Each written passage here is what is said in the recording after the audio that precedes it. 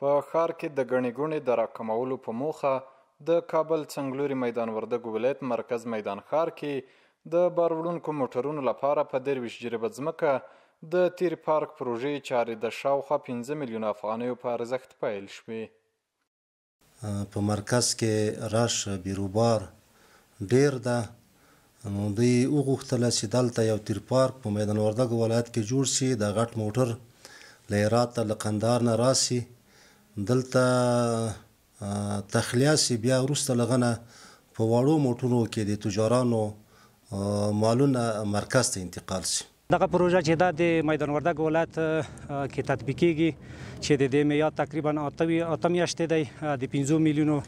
بودیجه ورته په نظر کې نیول شوې ده او دا په 23 جریبه ځمکه کې چې معادل یې 4.4 متر مربع ځمکه راځي د تیر پارک په نامه باندې دا پروژه دلته تطبیقیږي. همدارنګه مسؤلین وایي چې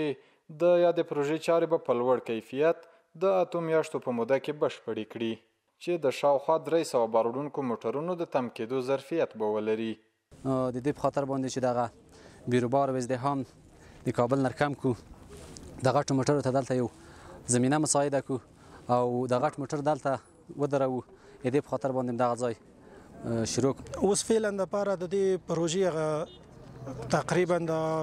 200 په خو شا کې دلته کولای شي چې په یو وخت کې سټاک یعنی موټر ودرېږي چې هغه د دې نظر د سرک ته دغه کوم اوس فعلا د لپاره کم ضرورت چې دی دغه پروژې رفع کوي. نو به ان شاء الله د قرارداد لمخه خپل خدمات په ایماندارۍ سره کو. دا په داسې حال کې ده چې څه موده وړاندې په میدان وردګ ولایت کې د کابل غزني د 2 لاین سړک چارې د لوړ پوړو چارواکو له لوري پیل شوې.